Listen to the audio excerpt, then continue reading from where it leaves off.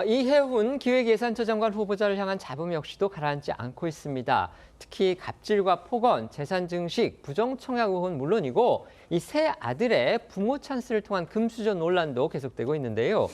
증여를 통한 재산 축적과 취업, 병역 특혜 의혹에 이어서 이번에는 큰아들이 대학생 시절에 이 생활비 명목의 장학금을 받아서 논란이 커지고 있습니다.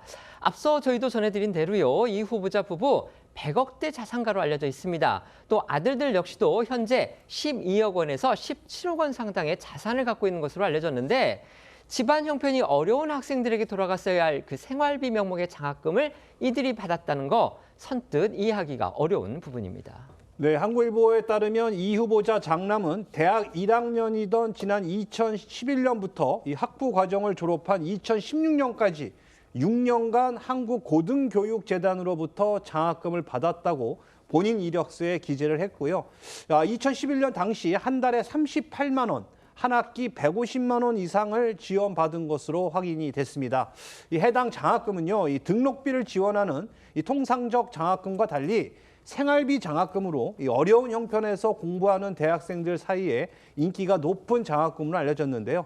이 재단이 경제적 기준에 따라 이 장학생을 선발한 것은 아니지만 이 어려운 상황 속 학업 여건을 조성 및 지도하기 위한 사업을 운영 중이라고 이 장학금 성격을 규정하고 있습니다. 하지만 이 후보자 장남은 앵커 말씀하신 대로 현재 17억 원 상당의 재산을 가진 자산가로 알려졌습니다. 장학금을 받던 2011년 당시에도 가족으로부터 5,500여만 원을 증여를 받았고 2016년에는 작은아버지 회사 주식을 증여받아서 1억 2천여만 원의 재산을 신고하기도 했습니다. 게다가 이 후보자 장남이 장학생으로 선발됐을 당시 이 후보자는 18대 현역 국회의원 신분이기도 했는데요. 여기에 이 후보자 장남이 이 장학생으로 선발되는 과정에도 부모 찬스가 있었던 것 아니냐 이런 의혹도 제기가 됐습니다. 장학금을 수여한 한국고등교육재단이 아버지, 그러니까 이 후보자의 배우자가 속한 학회와 긴밀한 관계를 맺고 있었다는 거고 전공 과목을 포함한 까다로운 필기시험을 통과해야 하는 이 장학생 선발 과정을요.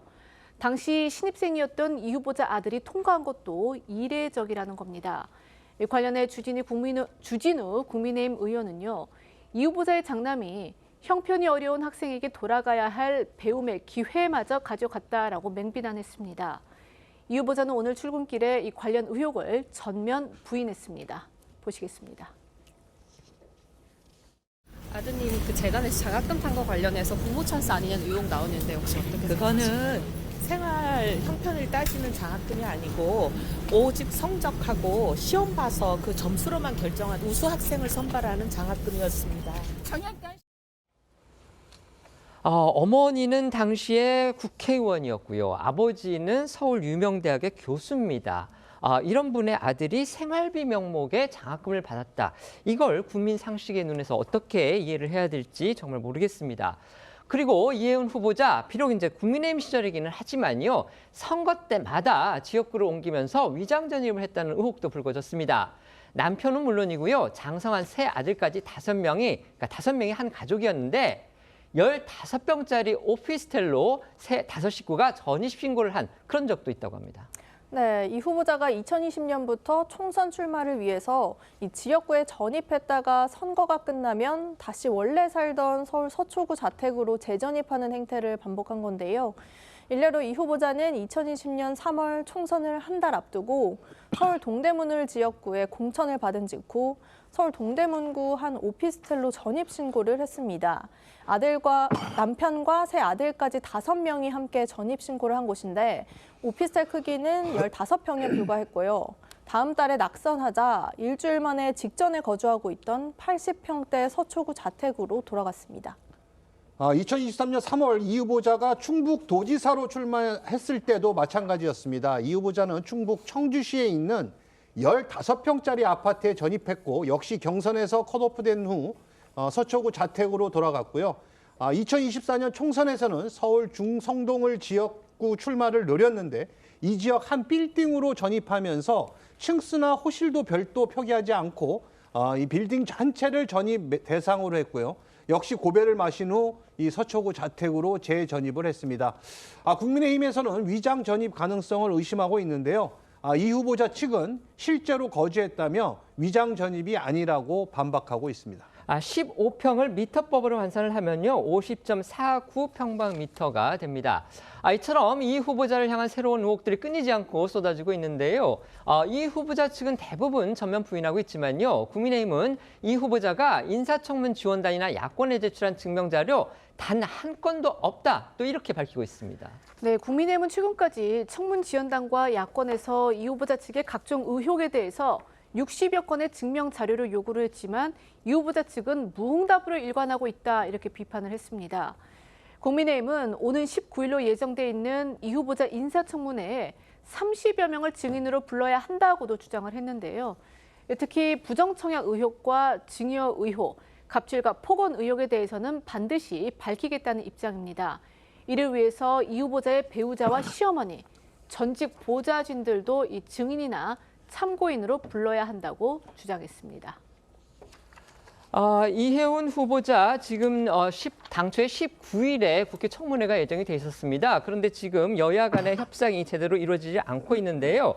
민주당 같은 경우는요, 소수의 증인만 수용하겠다, 이런 입장을 밝히고 있는 겁니다. 국민의힘과 그다음에 양측의 팽팽한 입장 한번 소개해 주시죠.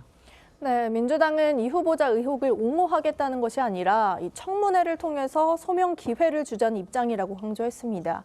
장관급 인사청문회에 다수의 증인을 부른 전례는 거의 없다면서 소수의 증인만 수용하겠다는 입장입니다. 청와대 역시 청문회를 지켜보자는 입장을 고수하고 있는데요. 강유정 청와대 대변인은 어제 한 라디오 인터뷰에서 청문회에서도 소명이 되지 않으면 이 대통령도 고민하게 될 것 같다고 밝혀 눈길을 끌었습니다. 이혜훈 후보자의 청문회 당초 이제 예정은 19일 날 열리게 돼 있습니다. 그런데 지금 증인 참고인 채택에서부터 여야 간의 협상이 잘 이루어지지 않아서 그게 제대로 될지 지금 미지수다, 이런 상황인데요. 이런 가운데서 이 후보자 장남이 대학에서 생활비 명목의 장학금을, 그것도 신입생 시절에 받은 사실이 알려져서 지금 논란입니다. 어떻게 보십니까? 일단 이혜훈 후보자 관련해서 여러 가지 지금 의혹이 제기되고 있고 문제가 제기되고 있기 때문에 청문회를 통해서 해명해야 될 과제가 한두 개가 아닌 건 사실입니다. 보좌진에 관련된 부당한 처우 문제는 사과를 했고요. 그다음에 추가적으로 해명할 문제는 많습니다. 근데 이번에 장학금 문제는 조금 달리 볼 필요는 있는 것 같습니다. 그러니까 자산가의 현직 국회의원의 아들이 굳이 생활비 장학금을 탄 것에 대해서 불편한 시각이 있을 수 있습니다만, 이 장학금은 생활비라고 해서 경제 형편이 어려운 학생 지원 대상이라기보다는 이 생활비에 대한 어떤 구애 없이 학업에 전념할 수 있는 것을 조건으로 하기 때문에 그 조건에 해당된다면 많은 학생들이 신청하고 있는 것으로 알려져 있고요. 다만 선정 과정에서 부친이 조건에 어떤 관여했다거나 아니면 받을 수 없는 상황을 만들었는지 여부는 청문회에서 좀 소명을 들어보면 될 것 같습니다. 네. 이혜훈 후보자 지명이 본질적으로 잘못된 인사라는 걸 다시 한번 드러내주는 논란입니다. 왜냐하면 과거의 기획예산처가 독립된 부처일 때 역대 기획예산처 장관은 모두 다 정통 관료 출신이었습니다. 정치인 출신을 잘 쓰지 않아요. 왜냐하면 우리나라 전체 예산을 기획하는 부처이기 때문에 그만큼 사익 추구의 유혹이 큰 정치인을 쓰지 않는 겁니다. 그런데 정치인 출신의 이혜훈 장관 후보자를 지명한 것부터가 잘못됐고, 이렇게 본인은 국회의원이고 남편은 잘 나가는 교수로 있는 상황에서 아들이 이렇게 생활비까지 주는 장학금을 받아가면서 아주 꼼꼼하게 사익을 극대화한 흔적이 보이지 않습니까? 그런 부분들이 현저하게 국민 눈높이에 맞지 않기 때문에 이 논란이 벌어지고 있는 것입니다. 그리고 짧게만 덧붙이면은 이 아빠 찬스에 관한 의혹 문제도 증인 참고인을 정확하게 불러서 규명을 해야 될 겁니다. 그런데 김민석 국무총리 청문회처럼 증인 참고인 없는 청문회가 되면 과연 무엇을 밝힐 수 있겠는가? 청문회 제도가 형해화되고 있다라는 느낌이 강하게 듭니다.